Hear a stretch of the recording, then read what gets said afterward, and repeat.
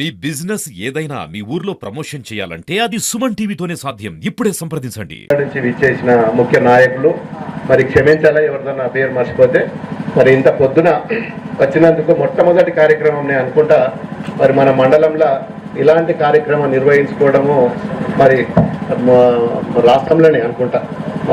కమలాకర్ భాయ్ చెప్తున్నాడు, ఇది మన దుబ్బాక నియోజకవర్గం కాదన్నా మొత్తం రాష్ట్రంలోనే ఒక మనందరి ఆధ్వర్యాన ఎమ్మెల్యే ఆధ్వర్యాన్ని నిర్వహించడము మరి రాష్ట్రంలో మొట్టమొదటి కార్యక్రమం.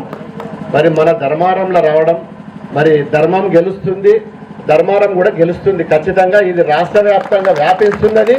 దీన్ని ఖచ్చితంగా మరి మనం ఏదైతే దేని మీద అయితే పోరాటం చేస్తున్నామో మత్తు పదార్థాల మీద మరి ఖచ్చితంగా ఇక్కడి నుంచి సక్సెస్ అవుతుందని చెప్పి ఆ భగవంతుని కూడా మనస్ఫూర్తిగా నేను కోరుకుంటున్నా.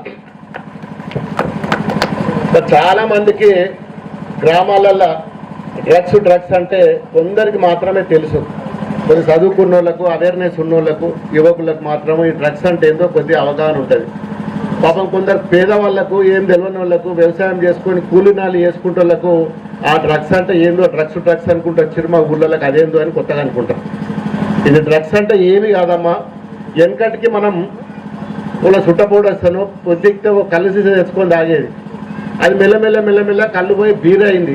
బీరి పోయి విస్కీయో ఇంత సారనో గీరనో మనం ఇదివారు దాకా ఈ నేళ్ల నుంచి పెద్ద మనుషులు తరతరాల నుంచి అదే నడుస్తున్నది.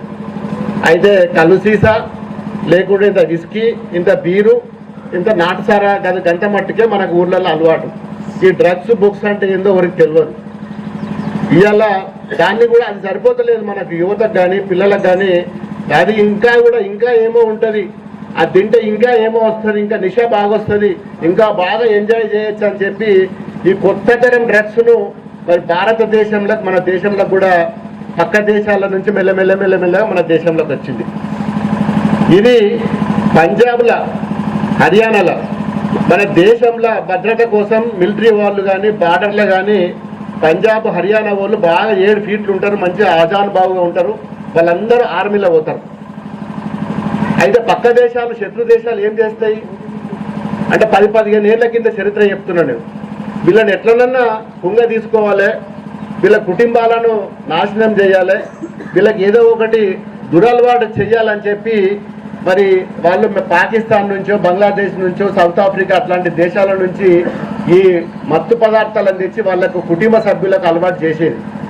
వాళ్ళు ఒకప్పుడు పంజాబ్ పోతే రోజు పొద్దుగా లేవగానే 2-3 లీటర్ల పాలు తాగేటోళ్ళు, వాళ్ళు మధ్యాహ్నం 2-3 లీటర్ల మజ్జిగ తాగేటోళ్ళు, మంచిగా జొన్న రొట్టె ఇవన్నీ తిని దేశంలో కాదు ప్రపంచంలోనే పంజాబ్ హర్యానా యువకులకు 7 ఫీట్లు ఉంటారు, ఆజాన్ బావులు ఉంటారు అని చెప్పి ఒక మంచి పేరు ఉండే గతంలో. మంచి అందము, మంచి రెడ్డుగా చాలా బాగుండేది వాళ్ళు.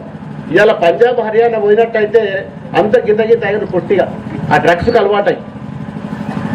అంటే వాళ్ళ కుటుంబ సభ్యులు వీళ్ళేమో ఆర్మీలనో నేవీలనో బార్డర్లను అక్కడక్కడ మన మిలిటరీలో ఉండి మన దేశాన్ని కాపలా కాస్తే పాపం వాళ్ళ కుటుంబ సభ్యుల మీద ఒక కుట్రపూరితంగా వాళ్ళ కుటుంబాలు ఖరాబు కావాలి, వాళ్ళ పేరెంట్స్ కానీ వాళ్ళ భార్య పిల్లలను కానీ మరి వాళ్ళకు డ్రగ్స్ అలవాటు చేస్తే వాళ్ళు అక్కడ గట్టిగా పనిచేయలేక మనసును తిట్టు పెట్టుకొని మళ్ళీ వాపసు పోతారని చెప్పి ఒక కుట్రపూరితంగా ఇది మన దేశంలో అంచెలంచెలుగా ప్రవేశం పోయి ఇవాళ మొత్తము 28 రాష్ట్రాలలో కూడా మరి మత్తు పదార్థాలు బానిస అయిపోయినాం మనం.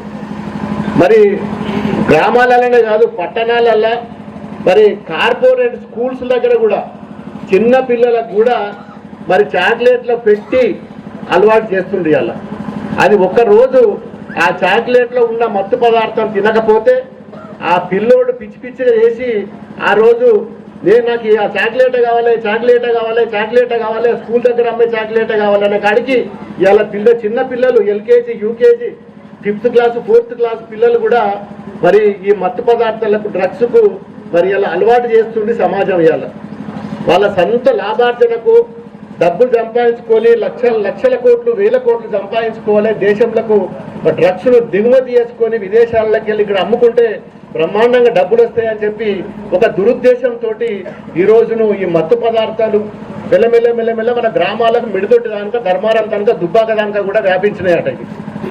అంటే ఎంత దారుణం అంటే మనము ఇంత విస్కో, సారనో, గుడంబనో తాగితేనే మరి సంసారాలు ఆగమైపోతున్నాయి.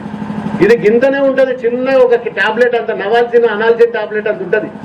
ఒక్కరోజు ఒక టాబ్లెట్ వేసుకుంటే దినమంతా మత్తులే ఉంటాడు. ఇక వాడు ఇంకో పనికి అర్థం కాదు, వానికి ఏం వేరే మత్తులకి వెళ్ళి పోవడానికి 2 రోజులు 3 రోజులు పడుతుంది.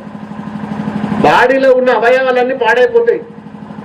కిడ్నీస్ కానీ, లివర్ కానీ, హార్ట్ కానీ, బ్లడ్ ప్రెషర్ కానీ, షుగర్ కానీ, ఈ లెవెల్స్ అన్నీ పెరిగి మరి వాడు 70 ఏళ్ళకి బతకటోడు 50 ఏళ్ళకి చచ్చిపోతాడు. నానా అవస్థలు పడతాడు. కుటుంబ సభ్యులు కూడా మొత్తము పొద్దుగా లేస్తే వాడు ఆఖరికి తల్లిదండ్రుల దగ్గర దొంగతనం చేసి కానీ డబ్బులు లేకపోతే కొట్టి చంపి మరి డబ్బులు తీసుకెళ్లి డ్రగ్స్ కొనుక్కొని తినే స్థాయికి అలా యువత మరి అలవాటు అవుతుంది. ఇది వాస్తవం. నేను ఏదో స్టోరీ కథలు చెప్తలేను. ఇది సమాజంలో జరుగుతున్నది. మనవానికి రాకపోవచ్చు, గ్రామాలలో తెలియకపోవచ్చు. మన దగ్గర కూడా ఈ వ్యవస్థ వచ్చింది.